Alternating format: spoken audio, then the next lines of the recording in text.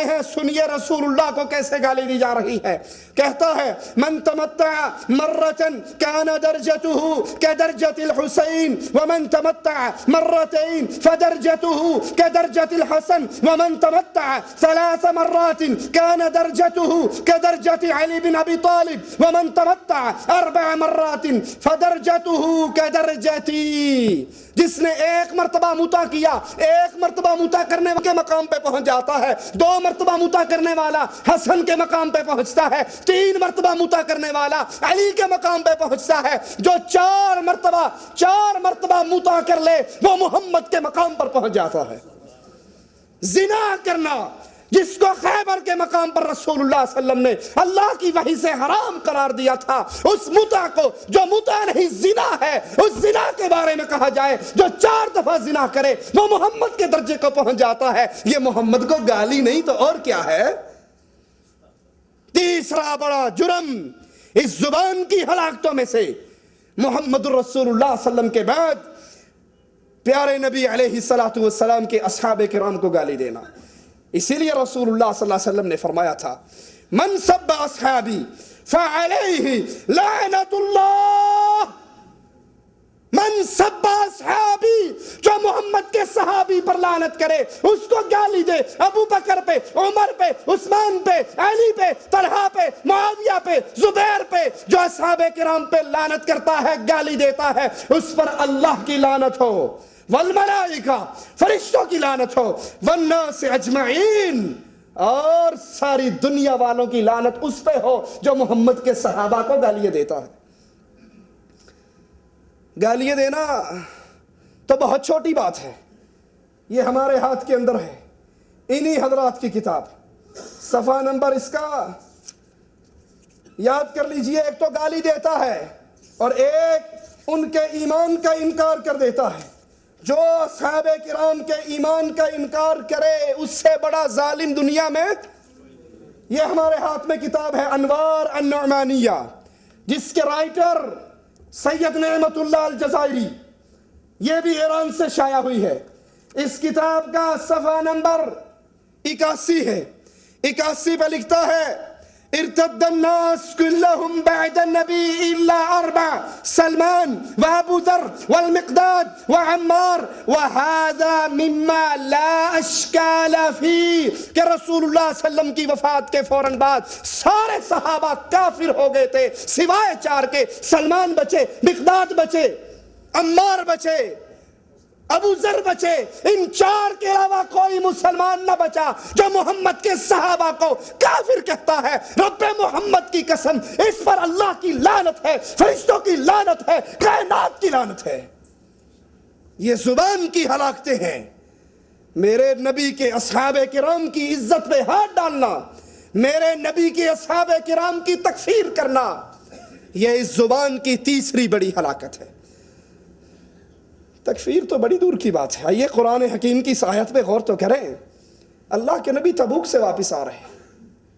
تبوک سے آتے ہوئے مجمع لگا ہوا, کچھ لوگوں نے بات کرتے ہوئے نبی کے بڑے بڑے صحابہ کے بارے میں کہا ہم نے ان سے بڑا پیٹو نہیں دیکھا, ان سے بڑا بزدل نہیں دیکھا, ان سے بڑا باتونی نہیں دیکھا, ان سے بڑا لڑائی کے میدان میں بھاگنے والا نہیں دیکھا. اور یہ بیٹھے ہوئے کون ہیں؟ کافر نہیں, مسلمان, اور بات کر رہے ہیں رسول اللہ صلی اللہ علیہ وسلم کے بڑے اصحاب کرام کے بارے میں. ایک انصاری کہتا ہے اللہ کی قسم تو نے جھوٹ کہا, میں ابھی رسول اللہ صلی اللہ علیہ وسلم کو اس کی اطلاع دیتا ہوں. یہ انصاری اللہ کے نبی کے دربار میں نوجوان بعد میں پہنچتا ہے کہ آسمان والا جبرائیل کو پہلے اتار دیتا ہے. آئیے ذرا قرآن کی آیات کو سنیے. وَلَئِن سَأَلْتَهُمْ لَيَقُولُنَّ إِنَّمَا كُنَّا نَخُوضُ وَنَلْعَبُ. اے نبی ان کو بلا کر پوچھو تم میرا صحابہ کے بارے میں یہ زبان درازی کیوں کر رہے تھے؟ جواب میں کہیں گے انما کننا نخوض ونلعب, ہم تو وقت گزاری کے لیے, ٹائم پاس کرنے کے لیے, گپ شپ کرتے ہوئے ہم نے یہ جملے کہے, ہنسی اور مذاق کے موڈ میں کہے, ہم نے دل سے نہیں کہے, ہم دل و جان سے یہ عقیدہ نہیں رکھتے. قل, اللہ کا واضح سنیے. اللہ کہتا ہے نبی کہو ان کو قل اباللہ وآیاتہ رسولہ کنتم تستہزئون. انہوں نے صحابہ کے بارے میں غلط بات کہی تھی نا، اور رب کیا کہتا ہے صحابہ کی بات کو اپنے اوپر لیتے ہوئے، قل نبی کہا ان کو اب اللہ، کہ اللہ کے ساتھ وآیاتہ، اس کی آیات کے ساتھ، ورسولہ، اس کے رسول کے ساتھ، کنتم تستہزئون، تم مذاق کرتے ہو۔ انہوں نے مذاق صحابہ پر کیا، لیکن رب نے کیا کہا؟ تم اللہ کے ساتھ، آیات کے ساتھ، رسول کے ساتھ مذاق کرتے ہو۔ سنو، لا تعتذروا قد کفرتم بعد ایمانکم، اب معذرت نہ کرو، معذرت نہ کرو، ایمان لانے کے بعد صحابہ کو گالیاں دے کے تم پھر کافر ہو چکے ہو۔ یہ زبان انسان کی بربادی کا بہت بڑا سبب ہے۔ ایسے ہی لعنت ہے، رسول اللہ صلی اللہ علیہ وسلم نے فرمایا لعن المومن کا قتل ہی، مومن پر لعنت کرنا ایسے جیسے اسے قتل کر دینا۔ اور یہ بیماری بھی ہمارے ہاں عام ہے، خاص طور پہ ہماری عورتوں کو اللہ ہدایت دے، ان میں تو بہت ہی عام ہے۔ چھوٹی سی بات، لعنت تیرے پر، پھٹے منہ تیرا، پھٹکار ہے تیرے پہ، ڈوب مر جا۔ جانوروں پہ لعنت، بچوں پہ لعنت، نوکرانیوں پہ لعنت، پھٹے منہ، کچھ نہیں ہوگا تو یوں کر دیں گے، پنجابی میں کھلا ہی دیتے۔ کیا ہے یہ؟ سنیے کتنی خطرناک بات ہے۔ ہم تو مذاق کرتے ہیں نا، ٹائم پاس کرتے ہیں۔ رسول اللہ صلی اللہ علیہ وسلم فرماتے ہیں یہ لعنت آسمان کی طرف بلند ہوتی ہے۔ لعنت کا مطلب کیا ہے؟ طرد من رحمت اللہ، اللہ کی رحمت سے پھٹکار اور دوری۔ یہ آسمان کی طرف بلند ہوتی ہے، پھر اس آدمی کی طرف ماری جاتی ہے جس پر لعنت کی گئی ہے۔ اگر وہ اس کا مستحق ہے تو بات ختم ہو گئی، اگر اس کا مستحق ہے تو بات ختم ہوگی، اس پہ پڑ گئی۔ اور اگر اس کا مستحق نہیں ہے تو جس نے اس پر لعنت کی وہ لعنت واپس اسی پہ آ کر پلٹتی ہے۔ جس پر لعنت کی جائے، کرنے والا یا جس پہ کی جا رہی ہے، دونوں میں سے ایک لعنتی ضرور بن جاتا ہے۔ حدیث میں آتا ہے بنی اسرائیل کا ایک شخص بڑا نیکوکار، زبان کی ہلاکت، اس زبان کو کنٹرول کیجئے، اس زبان کو لگام دیجئے، جو اس سے بولتے رہیں گے وہ کھیتی قیامت کے دن ہمیں کاٹنی پڑے گی۔ بڑا نیک، بڑا تہجد گزار، اور ایک آدمی بڑا گنہگار۔ یہ نیک اس کو سمجھاتا رہا، آخر تنگ آ کر کہنے لگا اللہ تجھے کبھی بھی معاف نہیں کرے گا۔ زبان کا جملہ ہے، اللہ تجھے کبھی بھی معاف نہیں کرے گا۔ حدیث میں آتا ہے اللہ نے اس عابد کو پکڑ کر اس گنہگار کو معاف کر دیا۔ تو کون ہوتا ہے میری رحمت کو اپنی مٹھی میں بند کرنے والا؟ تو جو بولنا ہو سوچئے، اس کی دلیل تلاش کیجئے اور پھر بولیے۔ ابو ہریرہ رضی اللہ عنہ وارضہ فرماتے ہیں اس آدمی کی زبان کا ایک جملہ اس کی آخرت کو برباد کر گیا۔ رسول اللہ صلی اللہ علیہ وسلم کے پاس دو عورتوں کا ذکر ہوتا ہے۔